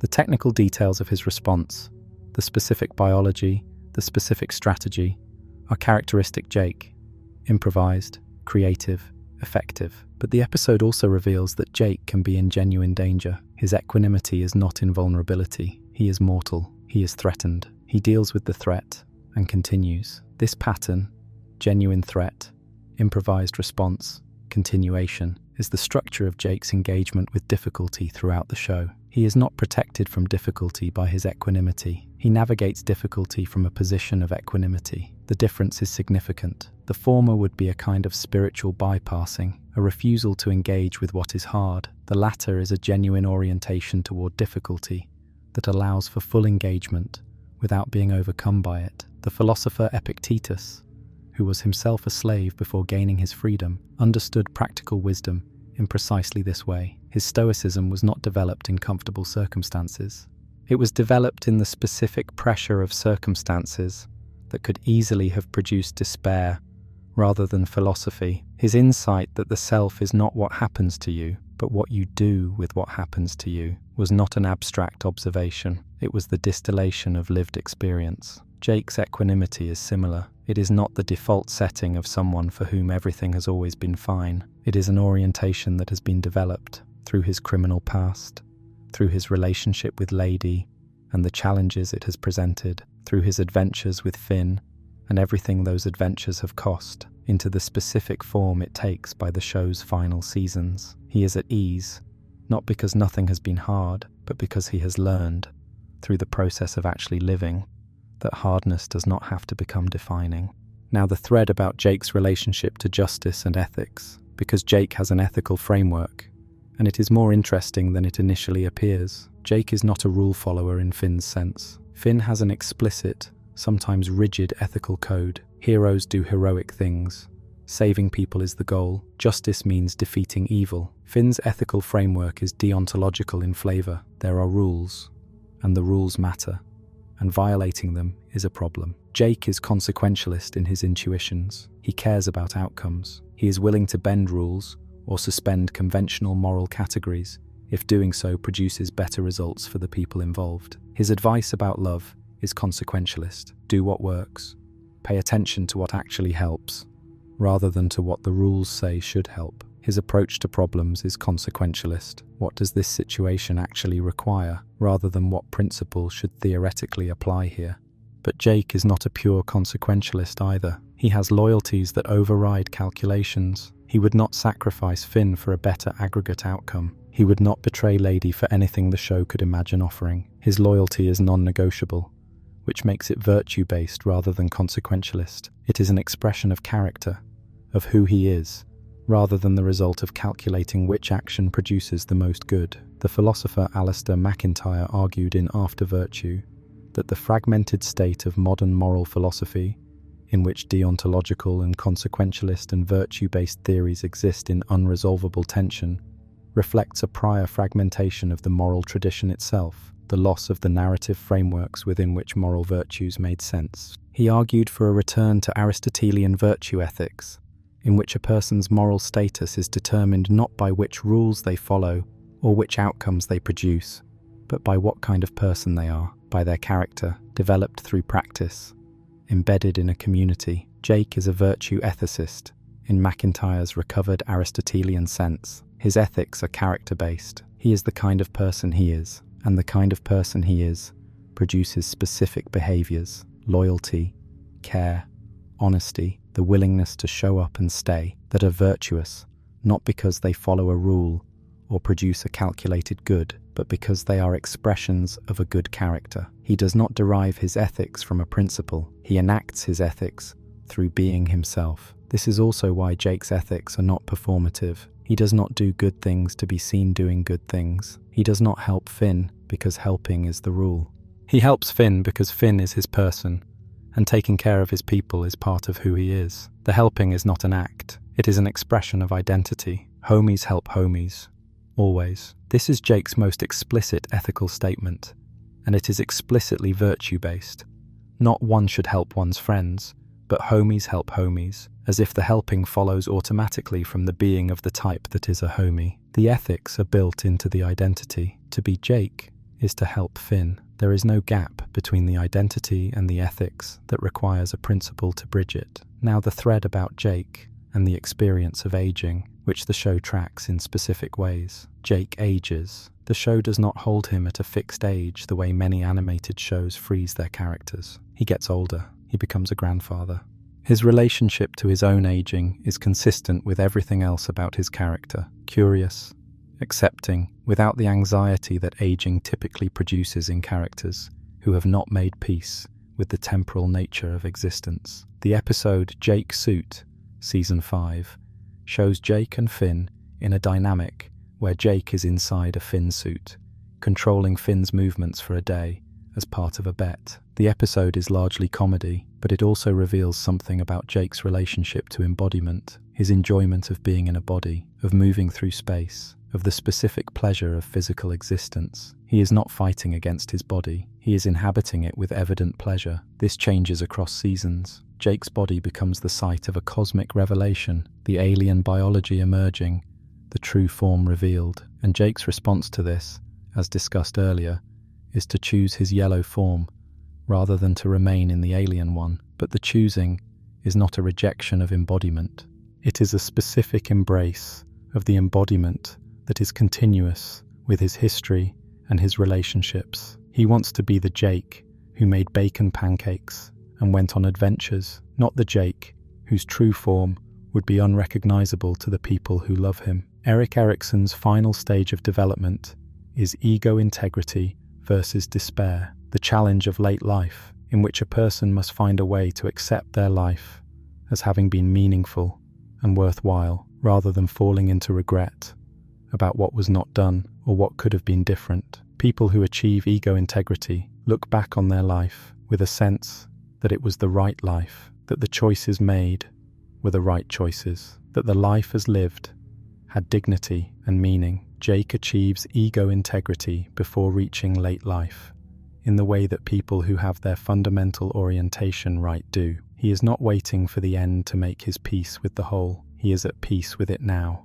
Each day is what it is, and the what it is sufficient. The life he is living is the life he would choose if he were choosing. This is perhaps the most difficult thing to achieve, and the most valuable thing the show can offer through Jake's character. The portrait of someone who has not resolved all of life's difficulties, who has experienced loss and confusion, and the specific strangeness of discovering he is not what he thought he was, and who is nonetheless genuinely fine, not performing fine, actually fine, at ease in his own life. The philosophers who have written about this, Aristotle on eudaimonia, the Stoics on equanimity, the Buddhists on ordinary mind, Csikszentmihalyi on flow, Frankfurt on caring, are all circling the same thing. The good life is not a destination. It is a way of being in the present, a quality of engagement with what is actually here, an orientation toward experience that allows you to inhabit your own life, rather than watching it from a distance while waiting for something better. Jake inhabits his own life. This is simple to say and very hard to do. The show watched him do it for 10 seasons, through every season and every type of adventure and every kind of challenge, and the consistency of it is the argument. It is not a performance that lapses when the stakes get high enough. It is who he is, all the way down. The specific question of what Jake's philosophy means for someone watching at home. The show was made for people who are not heroes and not tragic figures and not the embodiment of cosmic forces. It was made for people who are trying to figure out how to have a good, ordinary day in a world that is often confusing and sometimes unfair and frequently strange in ways that nobody warned you about. Jake is for those people. He is the character whose approach to existence is most directly translatable to an ordinary human life, because his approach does not require the specific circumstances of heroism or tragedy or cosmic significance. You do not need to lose your mind to a crown to find Jake's philosophy useful. You do not need to be the last human in a post-apocalyptic world. You do not need to be a reincarnating cosmic soul. You need to be someone who sometimes gets hung up on imaginary problems, who sometimes forgets that what's in front of you is actually enough, who sometimes treats the gap between where you are and where you want to be as evidence that you are fundamentally lacking, rather than as the natural state of being alive in a world that doesn't give you everything you want immediately. You need to be someone who wants to make a good sandwich, who wants to take a nap that actually restores you, who wants to love someone and be loved by them without the constant anxiety that you are loving them wrong, or that they will stop, or that the whole thing is somehow insufficient. You need to be someone who has discovered something about themselves that didn't fit the story they were telling, and who is trying to figure out what to do with that information. You need to be someone who is going to die, eventually, and who is not sure what to do with that fact. Jake knows. Jake has figured it out, in the specific way that someone who pays close attention to their own life and takes what they notice seriously figures things out, not through a dramatic revelation, not through a cosmic encounter, but through the slow accumulation of lived experience and honest observation. His answer is the same every time, in different forms. Be here, notice what's real, love your people, make the sandwich, take the nap, keep going. That's it. That's the philosophy. It fits in those words, and it takes a whole life to fully inhabit it. Jake is inhabiting it. That's why we're still watching. There is one more detail about Jake's stoicism that deserves its own space: the cup. The wiki is specific. Jake throws his favorite cup out the window, specifically as an application of the third aphorism of Epictetus's Enchiridion, the 1st century Stoic manual of practical philosophy. The aphorism reads, in various translations, something like, "With regard to whatever objects give you delight, are useful, or are deeply loved, remember to tell yourself of what general nature they are. If you are fond of a specific ceramic cup, remind yourself that it is only cups in general of which you are fond. Then, if it breaks, you will not be disturbed." Jake's version is more direct. He throws the cup out the window to make it not real to him, so that losing it becomes impossible because he has already given it up. The move is Stoic, but also specifically Jake. Instead of the gradual philosophical practice of attachment reduction that Epictetus describes, Jake makes the gesture immediately and completely. He throws the cup away. Done. And then he fishes it out. The wiki notes this with the observation that Jake's belief in determinism is somewhat inconsistent, but I want to read the cup fishing differently. Jake throws the cup out as an act of practicing detachment. He then retrieves the cup, not because the practice failed, not because the attachment was too strong to release, but because having made the gesture, having rehearsed the letting go, he can now hold the cup differently. He has confronted the impermanence of the cup directly. He has felt what it would be like to lose it, and now, having felt that, he can have the cup back in a way that is not anxious.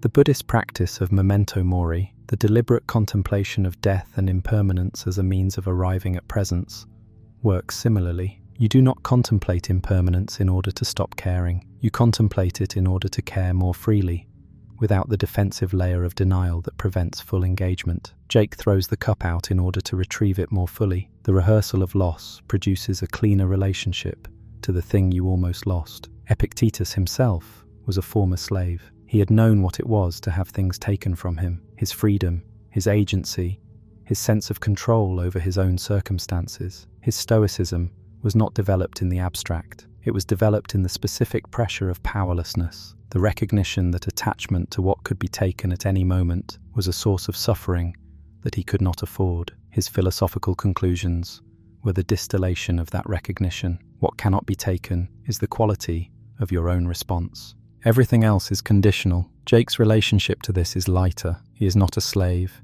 He does not face Epictetus's specific deprivations, but the structural insight is the same. The cup will eventually break. Lady Rainicorn will eventually not be there. Finn will eventually be gone. Jake is aware of this, in the way that someone who has dreamed his own croak dream is aware of it, and his response is to hold these things with more attention and more genuine care, because he has released the pretense that they will last forever. The philosopher Thich Nhat Hanh, the Vietnamese Buddhist monk and teacher, writes about what he calls interbeing, the understanding that all things exist in relationship to other things, that nothing is separable from its context, and that the recognition of this interdependence is the foundation of compassionate engagement with the world.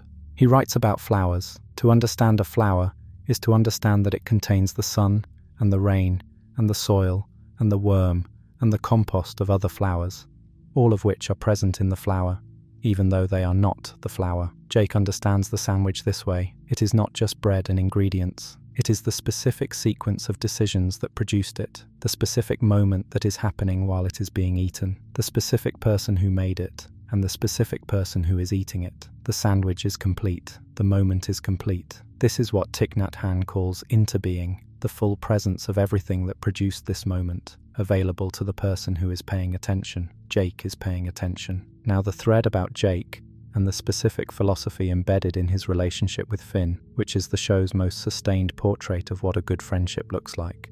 Finn and Jake are brothers in the way that the show uses the word, not biological, not chosen in the way adult friendships are chosen, but given to each other by circumstance, and then sustained through decades of shared life. Finn arrived as a baby found in the woods. Jake was already there, already himself, already the person who would be Finn's primary companion through everything. The philosopher Aristotle described 3 types of friendship in his Nicomachean Ethics. The lowest is friendship of utility, people who associate because each gets something useful from the other, friendships that dissolve when the utility does. The middle is friendship of pleasure, people who enjoy each other's company, who find the relationship fun, who associate because it feels good. The highest is friendship of virtue, people who associate because they genuinely respect what the other is, who want what is good for the other as an end in itself, rather than as a means to something else.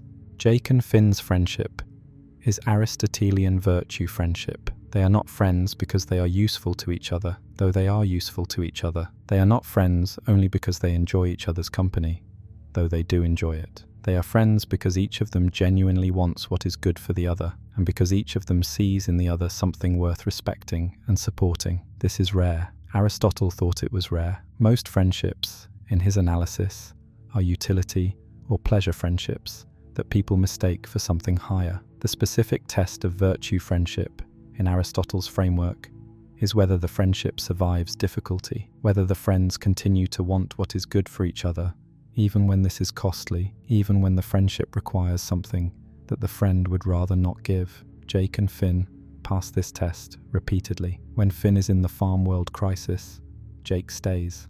When Jake is in the Croak dream crisis, Finn stays. When the difficulties of Finn's development make him temporarily a less enjoyable companion, Jake remains present. When Jake's alien biology emerges, and he is briefly terrifying, Finn remains present. The staying is the friendship, not the enjoying, not the utility. The staying when staying is required. And then there is the final separation, which the show handles through the memorial tattoo and the forget-me-not flowers. Together again shows us what the separation costs and what it produces. Finn, old, dying, runs toward death because death means Jake. The friendship has not diminished with age and distance and the 100 years of adventures that presumably happened between the show's finale and Finn's death. Jake is still the person Finn runs toward. Death is not loss, but reunion.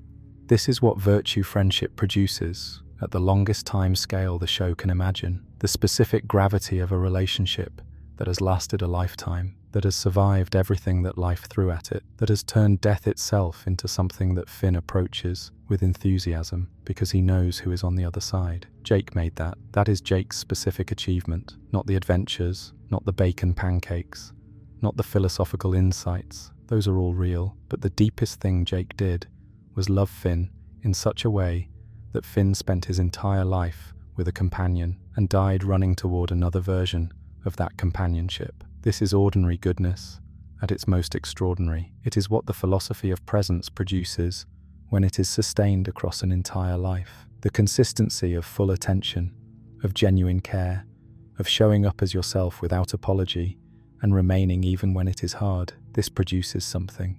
It produces the kind of relationship that makes death something to run toward rather than from. The Jake and Jermaine dynamic is the show's most direct examination of Jake's specific position in his family structure and what it cost his brother. Jermaine is Joshua and Margaret's biological son. He stayed in the family home while Finn and Jake had their adventures. He maintained the supernatural wards, dealt with the demon debts Joshua left unpaid, kept the house standing through years of difficulty that was never his to deal with alone. He did this while Jake was becoming legendary, the beloved companion of the hero of Ooh, the dog who helped defeat the Lich, the figure whose name became known across the land. When Jermaine finally breaks, in the Season 7 episode Jermaine, his anger is specific. Jake was always Joshua's favorite. Joshua loved Jake with the specific intensity that parents sometimes reserve for children who are surprising, who are gifts in a particular way.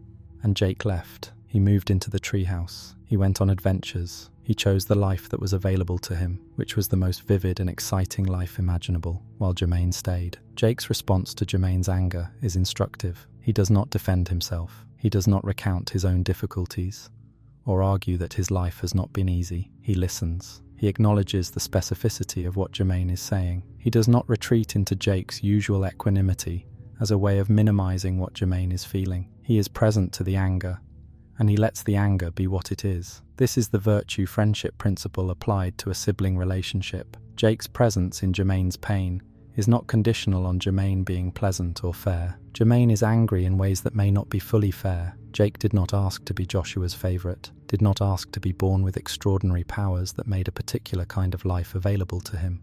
The situation that produced the disparity was not Jake's choice, but Jake does not use this to deflect. He receives the anger and stays. The philosopher Simone Weil wrote about affliction, the specific kind of suffering that comes from feeling invisible, unseen, unimportant to the world. Jermaine's suffering has this quality. He has been the person who stayed, and staying has made him invisible. The fame and the legend belong to Jake and Finn. Jermaine got the maintenance work. Weil argued that the only adequate response to another person's affliction is full attention, not sympathy, not advice, not solutions, but genuine presence with the person in their pain. Jake gives Jermaine this. He is present. He does not fix. He does not minimize. He stays long enough for the anger to exhaust itself and for something more honest to emerge underneath it, grief, and then, eventually, something that can be the beginning of genuine brotherly relationship.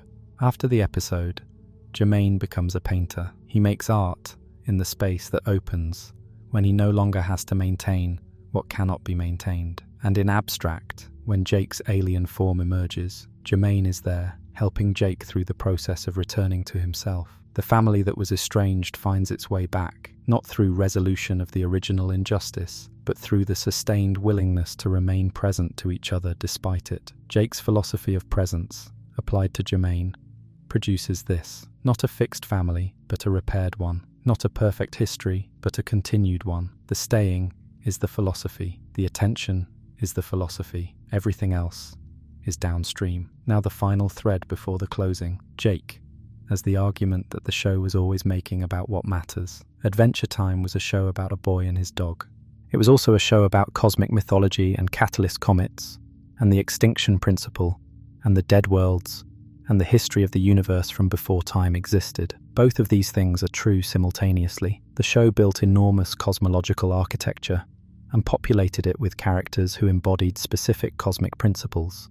And the biggest, most developed, most emotionally resonant of these principles is not the heroism of the blue comet or the extinction drive of the Lich. It is the yellow comet. It is Jake, the principle that the universe has embedded in a magical dog who likes sandwiches and naps and loves his people and says things that are sometimes wise and often funny and always honest. The universe cares about this. The universe has a catalyst comet for this. The universe decides that the next 1,000 years of Ooh should be built on the descendants of a dog who slept and dreamed and loved and got hung up on imaginary problems and was told to focus on what's real. This is what I think the show is saying.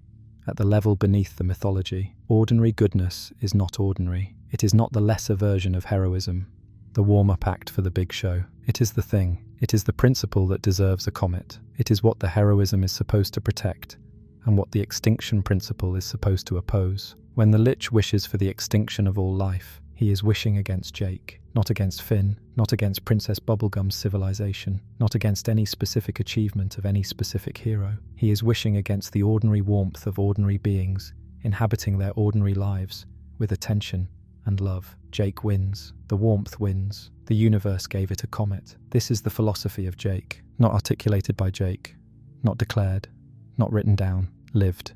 Consistently, patiently, across 10 seasons and however many years of a magical dog's life, in the specific daily practice of being present to what is real and loving his people, and making the sandwich, and taking the nap, and telling the truth, and staying even when staying costs something. Some of you watching this are trying to be heroes. Some of you are trying to be extraordinary. Some of you are measuring yourselves against standards that require you to be Finn, to reach further, to fight harder, to sacrifice more, to transform through the specific crucible of loss into something harder and more capable. Jake is not Finn. Jake is the person who loves Finn. Jake is the person Finn runs home to. Jake is the person whose absence, when it comes, leaves a tattoo surrounded by flowers that mean "do not forget me" on the chest of someone who spent their whole life being made more themselves by Jake's presence. You do not have to be Finn, you can be Jake. You can make the sandwich and love your people and pay attention and say the true thing, even when it arrives as a joke. You can stay, you can be present, you can focus on what's real. That is enough. That is actually more than enough. That might be the whole thing. The specific dimension of Jake's philosophy that concerns what he calls going with the flow, and why this phrase, which usually describes passive acceptance, means something more active and precise in Jake's case. Jake is often described as laid back, as someone who goes with the flow, as someone who doesn't make a big deal of things. This is accurate at the surface level, but underneath the laid-back exterior is a specific relationship to circumstances that is not passive. It is responsive. Jake does not simply accept whatever happens. He pays attention to what is happening, assesses what it actually requires, and responds accordingly. The apparent ease with which he does this is the result of skill, not disengagement.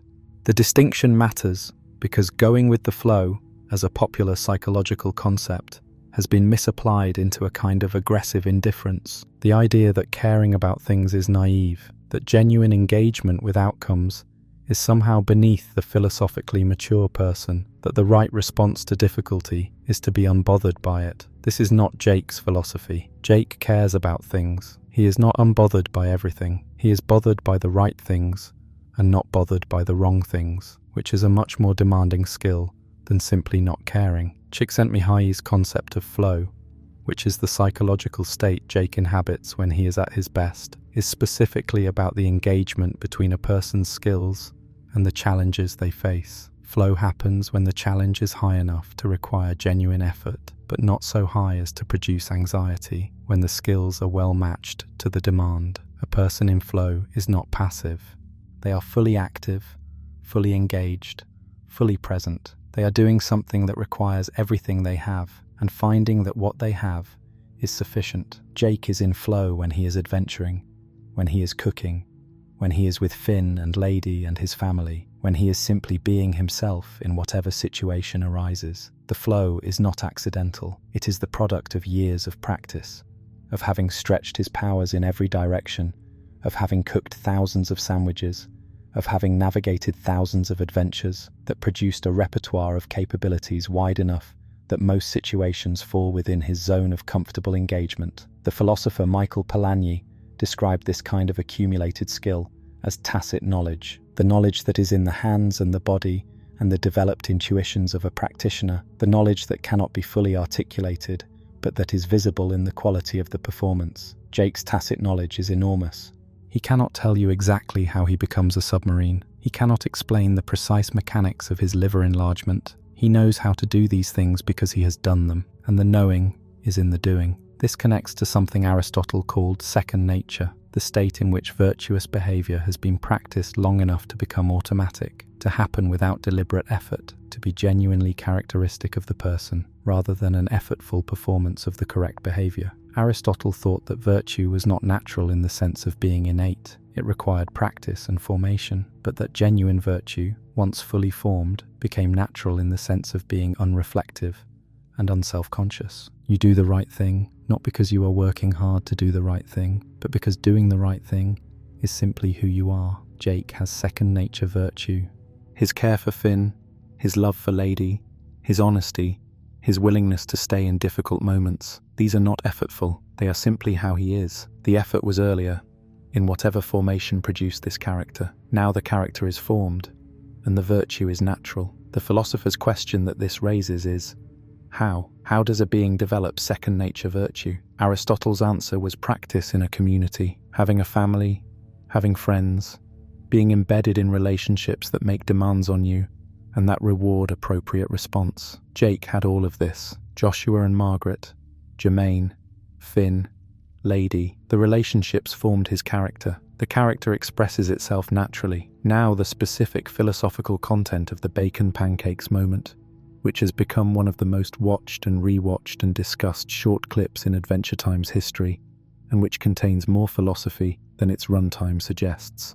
Jake is making bacon pancakes in the middle of what is, from the narrative's perspective, an ongoing crisis. The world is in the process of some difficulty or another. Finn is stressed, and Jake is making bacon pancakes. He sings a small song about the process, making bacon pancakes, making bacon pancakes. The song describes exactly what he is doing, in real time, as he is doing it. This moment has been described as a form of mindfulness, the practice of bringing full, non-judgmental attention to present experience. But it is more specific than that. Jake is not simply paying attention to the present. He is narrating the present. He is creating a small verbal structure around his immediate experience, a song that makes the making of bacon pancakes legible to himself and to anyone listening.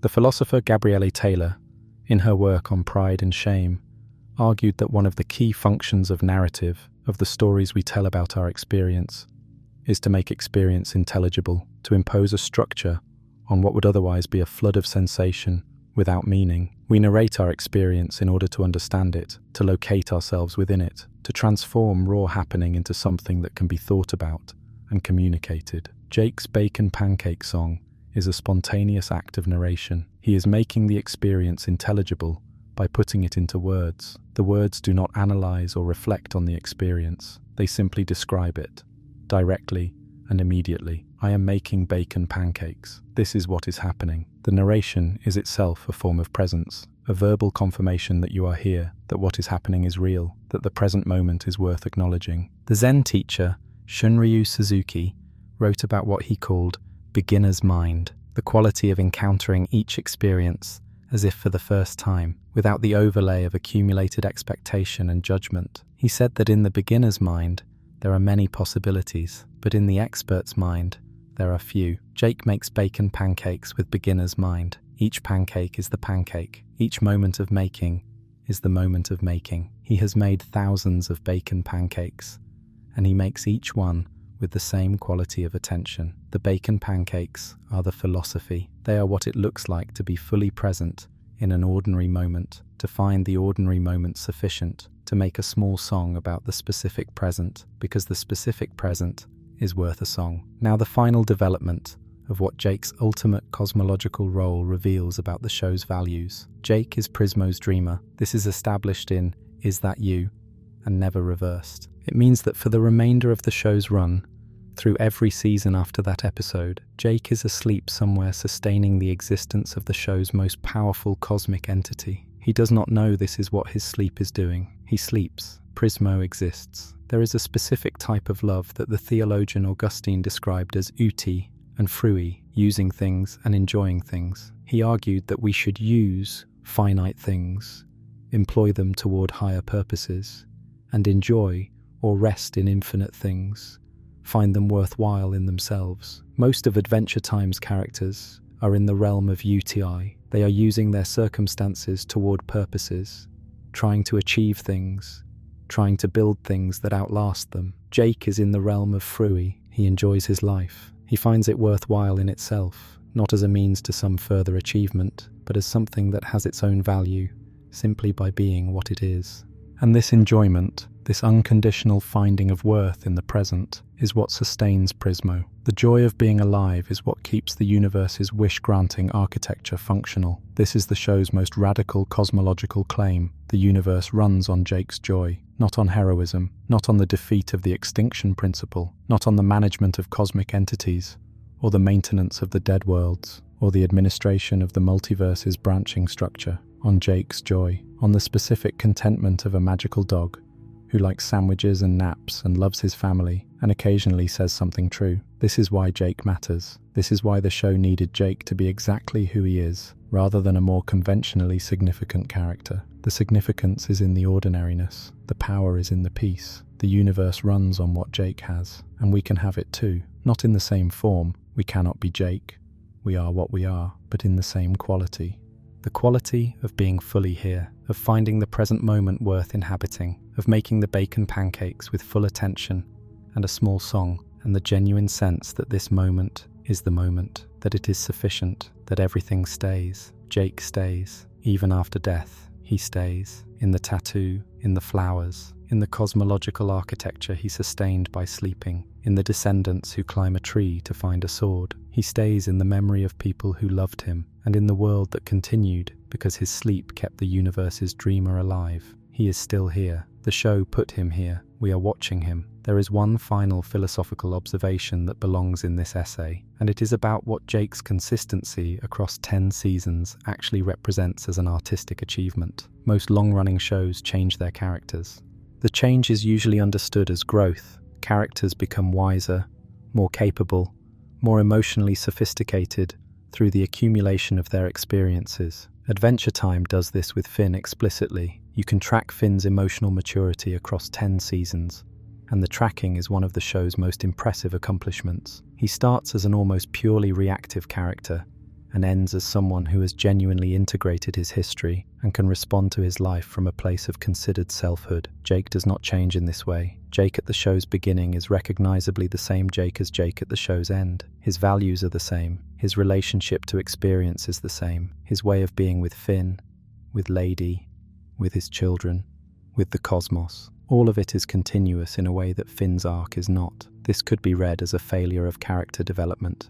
It could be read as the show not knowing what to do with Jake's character, as Jake being held in a supporting role that prevented genuine development. This reading is wrong, and understanding why it is wrong is important. Jake does not change, because he has already become. Whatever formation produced the Jake we meet at the show's beginning is complete. He is not in the process of becoming who he will be. He is already who he is. The show does not show us this formation, because it happened before the show begins, in the childhood with Joshua and Margaret, in the criminal period and its aftermath, in the years of building his life with Lady before Finn was old enough to go adventuring. What the show shows us instead is what it looks like to be a person who has already done the becoming, to have already formed, through whatever process formed you, into the person you are going to be, and to live from that place, to move through an adventurous, difficult, sometimes cosmic world as someone who already knows who they are. This is philosophically distinct from stagnation. A stagnant character is someone who refuses growth, who is defended against the new, who retreats from challenge into comfort. Jake is not this. He encounters genuinely new situations, the revelation of his alien biology, the discovery of his role as Prismo's dreamer, the loss of Finn to death, the confrontation with Warren Ampersand, and he responds to each of them. But the response comes from the same stable center. He does not need to become someone new to respond to new things. He already is someone who can respond. The philosopher Martha Nussbaum writes about narrative emotions, the emotions that require the ability to follow a narrative over time, to experience concern for characters as they develop, to feel the satisfaction or grief of various outcomes, because you have been tracking a character's trajectory. Most of Jake's emotional resonance for viewers is not narrative in Nussbaum's sense. We are not following Jake's development the way we follow Finn's. We are spending time with someone who is already who they are, but this produces its own kind of emotional resonance, the specific satisfaction of encountering someone who is genuinely at ease with themselves, who does not perform their values but lives them, who greets each new situation from a place of settled selfhood. This kind of character produces in the viewer not the narrative satisfaction of watching someone become, but the quieter satisfaction of being in the presence of someone who already is. We need more of this.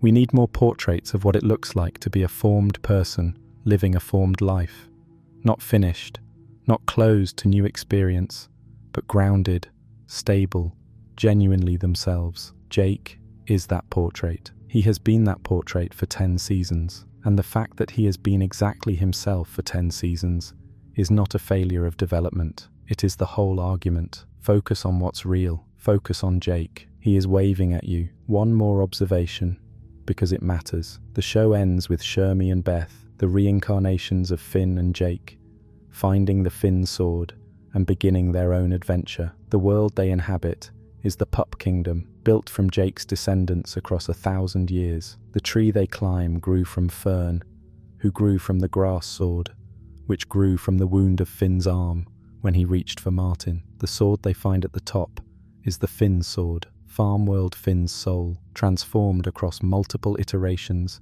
into something new heroes can hold. What the show does not say explicitly, but what the structure makes visible. The world that Shermie and Beth are beginning their adventure in is not the world that Finn and Jake saved. It is the world that Jake made, not through heroism. Jake did not create the Pup Kingdom through some act of deliberate world building. He created it through the ordinary process of living, of loving Lady Rainicorn, of having children who had children who had children, of sustaining through his own existence the particular quality of warmth and presence that makes a civilization possible. Civilizations are not made by heroes. They are made by the ordinary accumulation of people who love their families and raise their children and maintain the social fabric of daily life across generations.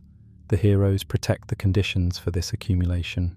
But the accumulation itself is the work of people like Jake, people who are fully present in their own lives, who invest in the next generation, who build things that extend beyond the self, not through grand ambition, but through the natural expression of who they are. Jake built the world that Shermie and Beth get to adventure in. He built it by being Jake, by making bacon pancakes, and going on adventures, and loving Lady, and raising his children, and telling Finn to focus on what's real, and sleeping deeply enough to sustain the universe's wish-granting architecture. He built it the way you build anything good, slowly, through consistent presence, through the daily practice of caring about the right things. The heroes provide the protection. Jake provides the world worth protecting. This is the final argument of the philosophy of Jake, that the ordinary life, fully inhabited, fully attended to, fully loved, is not a lesser version of the heroic life.